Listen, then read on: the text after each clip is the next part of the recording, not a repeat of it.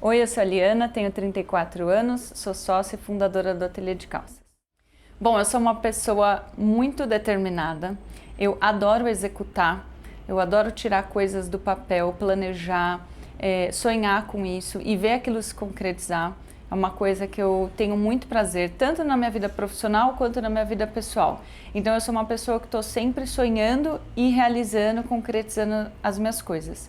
Também gosto muito de fazer isso com outras pessoas, eu gosto muito de compartilhar, sou muito humana, sou uma pessoa muito comunicativa, então eu estou sempre traçando esses planos com vários amigos, com meu marido, com a equipe do ateliê, e eu gosto muito de celebrar quando essas conquistas ou essas etapas elas se concretizam, e adoro também planejar coisas maiores e mais desafiadoras daquelas que eu realizei. Bom, eu sou formada em administração pela SPM. Eu tive uma dúvida entre fazer administração e economia quando tive que escolher a faculdade, mas fui para o lado da administração, que eu achava que era mais abrangente. Sou uma apaixonada por economia e finanças, sempre foi um assunto que eu gostei muito. Eu adoro números, eu sou uma pessoa muito de estratégia. Então, quando eu tive que escolher estágio na faculdade, eu fui focada em banco, que era uma área que eu queria muito trabalhar e eu queria muito fazer a carreira no mercado financeiro. E lá eu fiquei por 7 anos, eu fui estagiária, fui contratada, comecei a traçar minha carreira e eu achei que eu faria uma carreira no mercado longa, eu era muito realizada nas minhas escolhas profissionais, eu tinha chefes incríveis, eu trabalhei nos maiores bancos do país. Então, minha carreira profissional ela era muito clara para mim e muito determinada. E fazer uma carreira no banco sempre foi algo que eu sonhei muito e que eu busquei muito. Também é um ambiente bem masculino, porque o mercado financeiro ele é mais desproporcional, tem muito mais homens do que mulheres. E eu sempre encarei isso como um desafio normal, assim. Eu sempre me achei capacitada para estar disputando cargos altos e difíceis com toda essa equipe, todos esses homens que já são nativos desse mercado. Só que aconteceram alguns acasos na minha vida, um deles, que no final não são acasos, mas depois a gente vê que são coisas que levaram a você realizar coisas maiores. Eu acabei entrando nesse projeto do ateliê, criando o projeto do ateliê com outros sócios, e era para ser um trabalho completamente paralelo, era um projeto mesmo que eu ia tocar paralelo. E no meio do caminho eu tive uma transição entre um banco e outro e resolvi me demitir para me dedicar ao ateliê, porque eu não estava conseguindo realizar aquilo de forma um pouco organizada e eu já estava com esse outro banco em vista, então foi um momento muito confortável para me demitir, tocar o negócio do ateliê, estruturar como deveria ser e voltar para o mercado. Essa sempre foi a minha determinação de carreira, assim. E desde o dia que eu entrei no ateliê e comecei a empreender, eu descobri um universo e um mundo que eu desconhecia, que era o empreendedorismo, que era tocar um negócio, que era executar as coisas, que era muito diferente do que eu fazia no banco. E eu simplesmente me apaixonei. Ali acabou minha carreira no mercado financeiro, eu nunca mais voltei. Me tornei uma apaixonada por empreendedorismo. Fiz do ateliê um grande sonho da minha vida. Eu não tinha esse projeto de ter um negócio próprio, nunca foi o meu foco de profissão, mas acabou sendo uma descoberta muito feliz. Na época também, eu sempre falo que às vezes a ignorância é uma bênção. Eu não tinha noção do que seria criar um e-commerce, muito menos de moda, que era um setor que eu não tinha familiaridade, não tinha contato, não tinha experiência. Então eu acho que eu me aventurei de cabeça num negócio que eu não sabia, mas que eu já tinha, eu tinha possibilidade de ter uma paixão por isso e foi exatamente o que aconteceu. E o mercado, ele me deu um embasamento para eu tocar meu negócio muito maravilhoso, porque lá eu aprendi muita coisa sobre finanças, sobre gestão, sobre equipe. Então, quando eu montei meu negócio, eu tinha uma experiência, uma base muito fortalecida nisso. E todo negócio, ele necessita de um administrativo. Então, a administração e a economia eram muito, muito, muito comuns para mim. Era um negócio do meu dia a dia. Então eu tive uma boa escola para montar minha empresa. A ideia do ateliê ela surgiu muito por uma demanda pessoal, porque no trabalho eu só usava calça, eu não sou uma pessoa que gosta de saia nem de vestido, eu tinha um guarda-roupa muito prático para o meu dia a dia de trabalho, trabalhava num ambiente super formal, então eu tinha como se fossem umas peças-chave que eu já me vestia. E dentro do mercado de moda, eu achava as marcas nacionais caras e as marcas, as fast fashions, baratas e sem qualidade. Então, não tinha um meio do caminho e o projeto do ateliê, ele nasceu exatamente para preencher esse gap do mercado, que era ter um produto de qualidade, atemporal, num preço competitivo. Então, a minha necessidade acabou sendo exatamente a grande precursora da ideia do negócio. Foi assim que a gente lapidou e refinou e fez o ateliê nascer acho que com uma necessidade pessoal, assim, eu tinha muitas ideias exatamente por causa da minha vivência profissional do dia a dia. E foi a grande sacada que a gente teve para montar o negócio. Eu sempre busquei muito o desenvolvimento profissional. Trabalhar para mim é um prazer. Eu encaro isso realmente como uma evolução pessoal. Eu sempre gostei de trabalhar, sempre me foi algo prazeroso. Eu sou uma pessoa que adoro desafios, adoro metas, então eu sempre estou buscando essa evolução. Eu sempre busquei o meu desenvolvimento profissional alavancado, então eu sempre pensei nele crescendo e constante. Eu sou uma pessoa que tem o lado profissional muito claro e isso é uma necessidade muito grande para mim.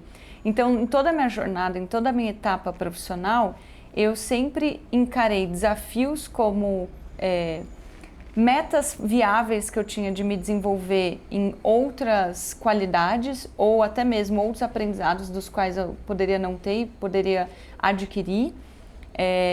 E as coisas que eu tinha mais facilidade, eu trabalhar elas de forma mais eficaz, até para que eu me colocasse em desafio com outras pessoas. Então, todos os desafios e as dificuldades que eu tive ao longo do processo, eu sempre encarei elas de forma muito, como se aquilo fizesse realmente parte do processo. Eu nunca encarei as dificuldades como uma coisa chata ou como a parte ruim do processo. Eu sempre encarei isso como uma super oportunidade de me desafiar. E eu acho que essa é uma das grandes coisas que me faz chegar aonde eu cheguei de uma forma boa, exponencial, clara, tanto na minha carreira profissional, que era num banco, quanto na minha carreira empreendendo no ateliê, em outros negócios que eu entrei, porque de fato o desafio para mim ele sempre foi como se fosse a energia daquele motor rodando. Eu sempre encarei as dificuldades como algo prazeroso. Quando eu comecei no mercado, eu tinha uma meta muito clara, que era ser trader, trabalhar numa tesouraria, que é uma área muito disputada no banco e muito representativa também para o mercado, para o banco. E eu busquei essa vaga e consegui. E quando eu realizei esse objetivo, eu achei que dali era uma questão só de eu migrar de bancos ou às vezes crescer nessa área. E foi a maior frustração da minha vida, porque ser trader não fazia parte das minhas qualidades. Eu não me encaixava no estilo de vida, no perfil da vaga, mas eu fui muito persistente até que eu consegui. E eu achei que realmente eu poderia me moldar para ter aquele plano que eu tinha traçado na vida. E quando eu me frustrei, foi uma dor muito intensa, porque é como se todo aquele plano que eu tracei, ele não se realizou da forma que eu gostaria. Só que eu fui persistente em passar pelo processo. Eu já estava super desanimada, mas a minha primeira opção nunca foi me demitir, até porque eu queria saber até onde eu ia. Então eu fiquei mais ou menos quase 2 anos no cargo. Foi uma fase super difícil da minha vida, uma fase super dolorosa, mas hoje, olhando para trás, eu encarei isso como realmente como se fosse um desafio e um autoconhecimento, assim, às vezes a gente projeta até muito no lado profissional vagas perfeitas, ou a gente vê os outros trabalhando e se imagina naquela posição e a gente só vê o lado bom. E tem um lado ruim que às vezes a gente não está preparado ou não conhece ou às vezes não se enquadra. Então essa foi um dos grandes aprendizados que eu levei na vida, porque eu tracei isso muito focado e eu falo que foi a melhor e a pior coisa que aconteceu na minha vida profissional, porque eu ter realizado essa chegada até lá me mostrou que às vezes o caminho, a gente não traça tanto o caminho, a gente precisa também deixar a vida levar a gente para as coisas que são surpresas e que são mais desafiadoras do que aquelas que a gente traça, que a gente acha que é determinada. Eu vejo o mercado focado no empreendedorismo feminino como cheio de possibilidades. Eu acho que o Brasil é um lugar maravilhoso para empreender, porque a gente tem carência de várias coisas e a gente tem também muita dificuldade para executar isso. É um país mais burocrático e é um país que não favorece ao empreendedorismo pequeno. É cheio de burocracia, cheio de impostos. Então eu acho que quem tem determinação, garra e também assim uma força diária em acreditar que a gente pode mudar o país através do esforço profissional, né, de conquistar suas coisas, eu acho que tem espaço. Também tem muito trabalho, porque não tem as facilidades. Tratando desse assunto sendo mulher, eu acho que tem um pouquinho mais de dificuldade, porque a mulher ainda tem muita responsabilidade pessoal com a família, com os filhos. Então, eu acho que tem uma dificuldade, mas eu acho que nos dias de hoje a gente tem mais possibilidades de mudar isso do que manter o padrão que foi visto até agora. Então eu acredito muito que a mulher ela é multifacetas e eu acho que isso é uma qualidade 100% do universo feminino, porque a gente consegue pensar e fazer várias coisas ao mesmo tempo. Então é uma das características que eu acho que difere empreendedoras mulheres de empreendedores homens. Eu acho que a mulher ela pensa em coisas ao mesmo tempo e isso é uma mente aberta para várias evoluções e várias coisas que você pode agregar no seu negócio, que eu acho que os homens são mais estratégicos e executores. Então é um dos pontos que eu acho que mais favorece a gente se destacar e usar isso a nosso favor, com certeza.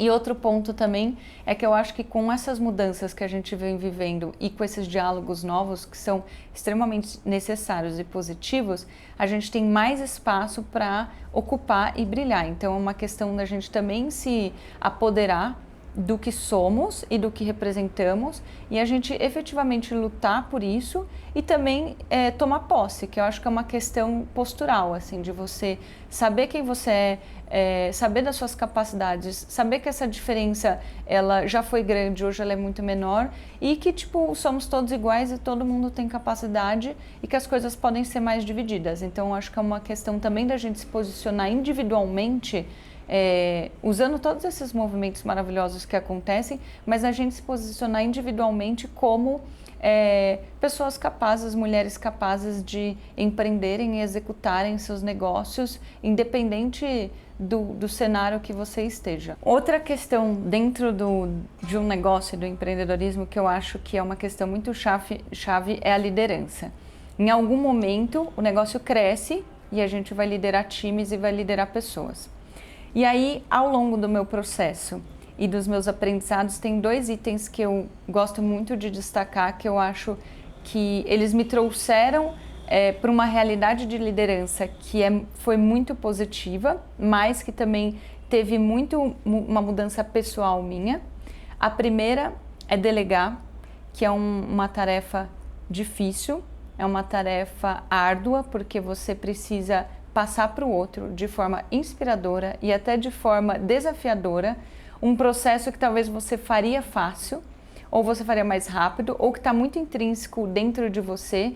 Então, quando a gente executa, a nossa mente está trabalhando ali junto com a gente. Quando você delega, você precisa passar isso para outra pessoa, exatamente como o seu pensamento, que às vezes até não está tão claro, mas ele vai se concretizando. E até, tipo, abrir essa página para que a outra pessoa que está executando faça isso de uma maneira, às vezes, até melhor ou inovadora da qual você pensou. Então, dentro da liderança, eu acho que quando você delega, acho que é o passo primário para você desempenhar esse papel de liderar pessoas e equipes de forma desafiadora para o negócio e para as pessoas individuais. E às vezes a gente fica muito apegado.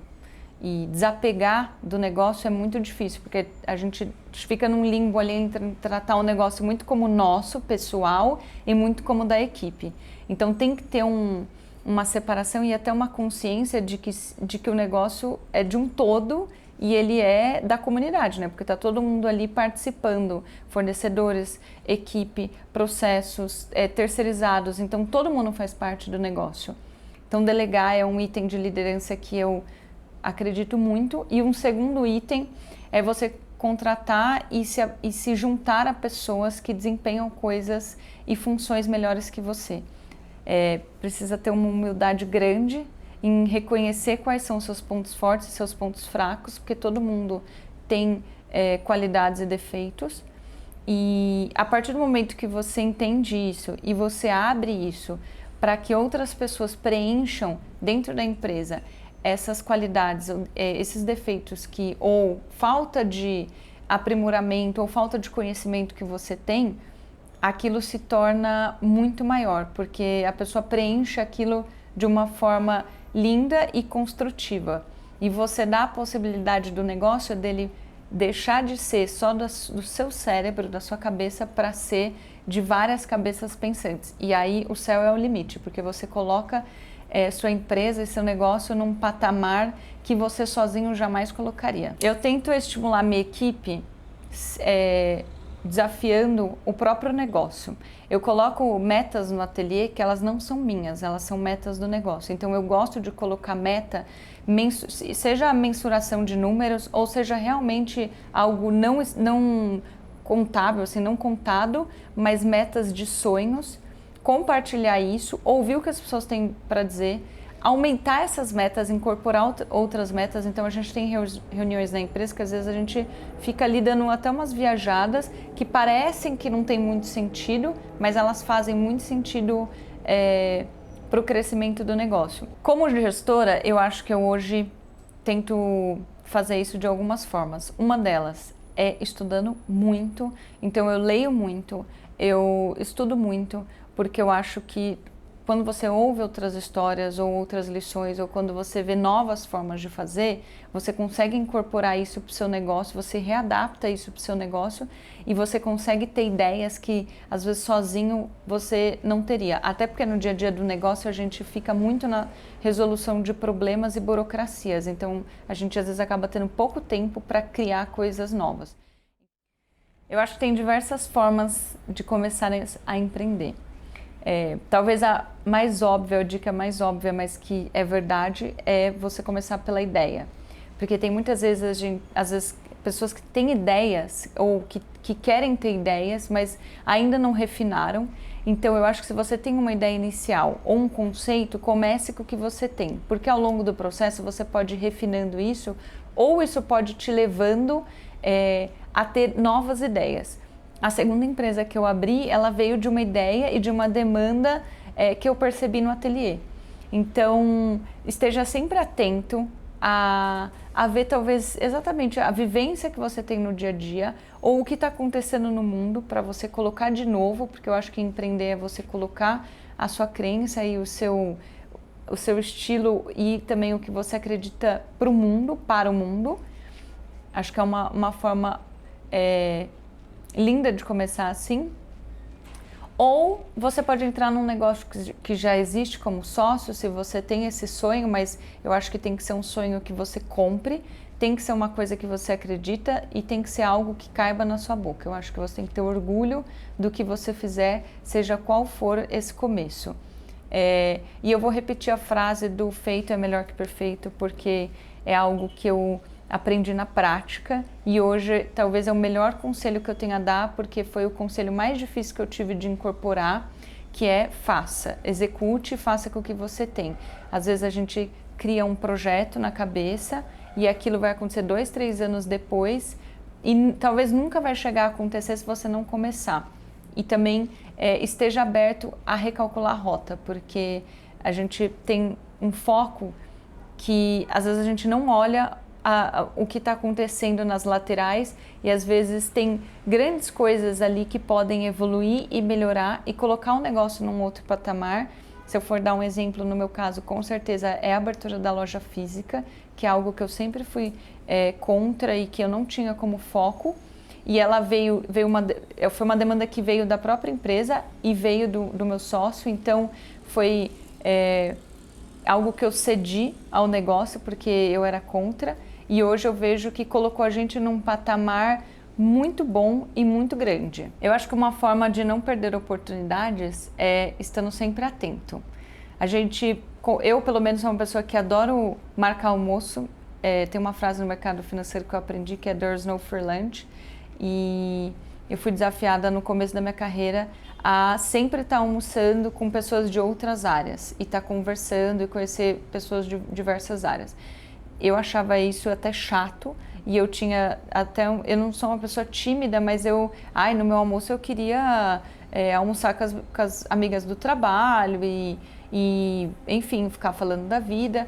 E a minha chefe sempre me desafiava a almoçar com pessoas de outras áreas.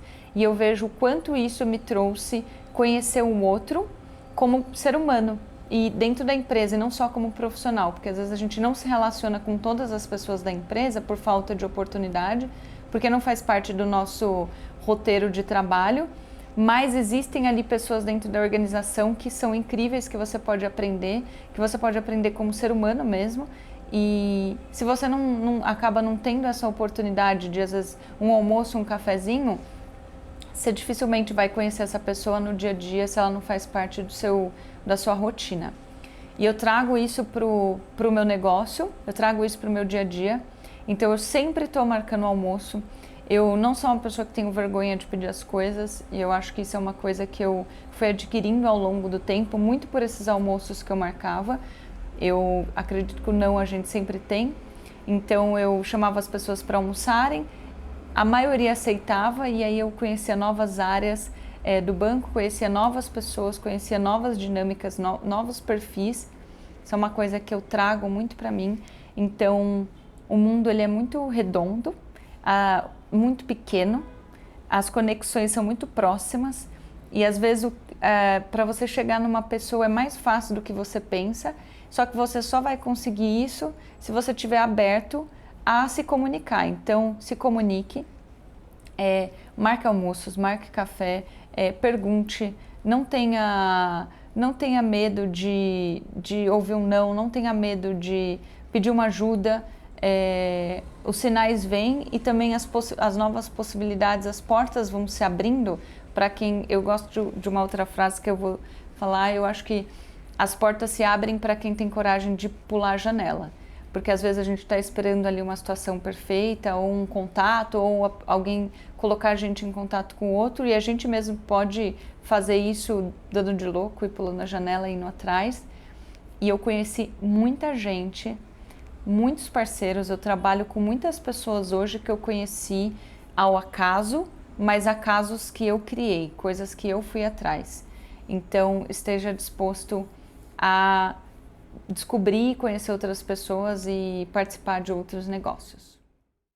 Sou uma leitora assídua, adoro ler, até gostaria de ler um pouco mais, ultimamente eu tenho demorado mais tempo.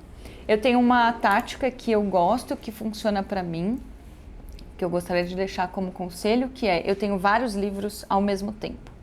Eu faço isso porque tem dia que eu chego em casa às vezes estressada e eu não quero ler sobre negócio. Eu quero ler sobre, sei lá, temas variados. Ou tem dia que eu chego pilhada do ateliê porque aconteceu alguma coisa muito legal e eu tô super motivada. Eu não vou continuar trabalhando, mas a minha mente está trabalhando em prol de ideias. E aí eu leio um livro sobre negócio. Então eu estou sempre comprando livros diversos e lendo eles ao mesmo tempo, porque eu acho que eu fico nessa possibilidade de todo dia fazer essa tarefa, né, e ter essa rotina de leitura e não me prender a ter que começar e acabar um livro. Eu leio muito sobre negócios diversos, então eu foco em finanças, eu gosto de ler muito sobre histórias de sucesso, biografia, histórias de fracasso, como as coisas começaram. A gente vê às vezes uma empresa montada pronta. Eu estou lendo agora o cara que criou a Starbucks, então quando você vê a Starbucks, esse monte de unidade, parece que foi uma ideia genial que só se multiplicou. E quando você leu por trás, a garra que a pessoa teve para fazer aquilo me motiva e me dá até a sensação de conforto de que não sou só eu que passo por dificuldades, que eu acho que é uma coisa que todo mundo tem no seu negócio. Então, eu indico sempre muito biografias. A biografia do Phil Wright, que é o dono da Nike, né, o criador da Nike, o livro chama A Marca da Vitória. Ele demorou uma média de 15 anos até executar a Nike e ele foi muito persistente. Então é um livro que fala muito e é de uma forma incansável sobre persistência. Eu gostei muito desse livro, eu sempre indico que eu acho ele maravilhoso. Outro livro que eu gosto, bem teórico, então é um livro para se ler com calma, porque ele tem muita teoria, que é do 0 ao 1. Ele foi o criador do PayPal, então hoje a gente também é a mesma coisa, a gente vê o PayPal e é tipo, um gestor de pagamentos, o cara criou isso na época que isso não tinha. Então eu adoro essas movimentações de criações e estudos de biografia, de da onde saiu essa criação, porque eu acho que é um grande precursor das vezes a gente observar os sinais. E um outro livro que eu indicaria hoje seria um que chama Non-Obvious, é o nome da agência dele. Eu não sei pronunciar o nome dele porque é em indiano, mas é um livro que traz as grandes ideias e as grandes genialidades dos últimos 9 anos. Então, da onde surgiram essas demandas? E ele no livro fala que ele vai te ensinar a ser um observador do futuro e das inovações. E realmente o livro é incrível, eu gostei muito. Hoje eu vou indicar esses, porque eu tô lendo outros ainda que eu não terminei. Esses são 3 livros que eu adoro. Uma coisa que eu adoro indicar é podcast de TEDs, porque eu acho que são 2 ferramentas que no nosso dia a dia, eles entram muito em momentos que a gente, na teoria, está num tempo perdido ali, que seja no trânsito, que seja esperando alguma coisa. Eu, por exemplo, a hora que eu mais ouço podcast é no supermercado, fazendo compra, porque é uma hora ali que está perdida do meu dia, estou focada em fazer compras, eu tenho a listinha, então não estou com a cabeça muito pensando, eu estou bem relaxada, e aí eu escuto podcasts nesse momento. Eu adoro os podcasts da Monocle, que é uma revista. Ele me traz muitos insights sobre design, sobre coisas diferentes do meu negócio que são pertinentes. Então, eu vou indicar hoje 3 podcasts. Um é o Monocle, que é da revista, e eles têm um podcast focado em empreendedorismo. Eu gosto muito porque traz histórias de criações de coisas bem peculiares. O último que eu ouvi era até da onde veio a criação do Web Summit, que é um super evento de e-commerce do mundo, que é grandioso, assim. Então, acho legal porque traz essas histórias dessas novas empresas que são recentes. O outro chama Superwoman with Rebecca Minkoff. Ela traz sempre entrevistas com mulheres, e são mulheres super diversas. Então, o último que eu ouvi era com a Sharapova. Eu tinha acabado de ler o livro da Sharapova, e aí eu fui buscar entrevistas e TEDs com ela, e aí eu acabei caindo no podcast dessa menina que eu não conhecia. E é muito legal porque ela traz esse diálogo e ela traz essa construção de carreira e de ideias pessoais de pessoas de diversos setores, assim. Então, acho super legal.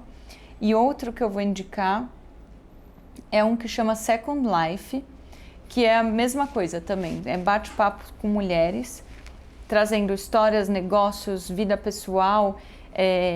Hoje eu estou muito focada em estudar muito sobre business. Então, tem outros podcasts que eu escuto sobre vida e sobre, enfim, assuntos mais de comportamento, que eu não estou acompanhando, então eu não vou indicar esses hoje, porque eu estou mais focada em estudar um pouco de negócio, que eu estou reestruturando umas coisas no ateliê, então eu estou me munindo disso.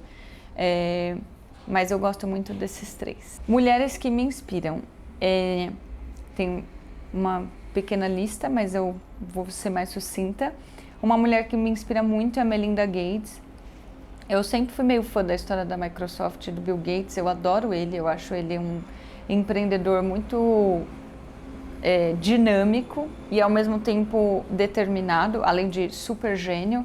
Então eu acho que eu sempre gostei muito de estudar sobre a história da Microsoft, mas eu passei a ser uma viciada em coisas sobre a Melinda, porque depois de um tempo eu percebi que ela faz tão parte da Microsoft quanto ele, e eu sempre tive a ideia que a empresa era muito mais ele do que ela. Então eu achei isso magnífico. Tem bastante coisa dela hoje, ela nunca apareceu muito porque era uma opção dela não aparecer, e hoje ela, até com o livro que ela escreveu, que eu super recomendo também, eu sou uma fã dela, ela me inspira muito, uma mulher que eu acho que é super determinada, o lado profissional dela é muito focado e claro. Outra mulher que me inspira muito é a Sheryl Sandberg, que é uma super executiva do Facebook. Eu passei a admirar ela por duas coisas. Primeiro, que o primeiro livro dela falava sobre mulheres e liderança, foi um livro que me fez muito bem. E depois ela escreveu um livro que chama Plano B, já estou até indicando mais livros, mas que ela perdeu o marido dela. E aí ela tinha essa base e essa união com ele muito fortalecida, e ela se viu na vida sem o plano B, sem o plano A, tendo que executar o plano B, que era o plano imprevisto. E eu passei assim a ser uma fã dela, porque muito por conta do livro, mas também muito por conta do que ela compartilha no Instagram e esses desafios dela ter que viver uma nova vida. Eu passei a admirá-la ainda mais, porque eu já admirava no campo profissional, passei a admirá-la no campo pessoal e passei até a valorizar algumas coisas na minha vida pessoal pela dor e a perda dela. Então ela é uma pessoa que me tocou muito, assim, que me fez repensar muito sobre vidas e as coisas que a gente tem hoje. E uma outra mulher que eu acho magnífica, assim, no Brasil é a Luísa Trajano. Eu acho ela o máximo, eu acho ela maravilhosa, não só pela história do Magazine Luiza e da onde ela chegou, mas até por conta, porque eu acho que ela é uma empresária multifacetas que sabe e soube exatamente colocar a empresa para ser o tamanho que ela deveria ser, liderar isso e principalmente sair no momento que ela não acompanhava mais. Eu acompanhei muito o processo quando ela saiu do Magazine Luiza, e porque ela disse que ela não acompanhava mais tanto as modernidades e que a empresa deveria estar num novo setor, e hoje o Magalu é o que é, até por conta muito da tecnologia que eles introduziram, e eu achei isso até uma integridade e uma genuinidade dela maravilhosa, dela entender até onde que ela poderia ir, e dali para frente ela poderia trabalhar em outros setores, em outras fontes. Então a Luísa Trajano me inspira muito, uma mulher que eu sigo e que eu admiro e que eu estou sempre buscando referências.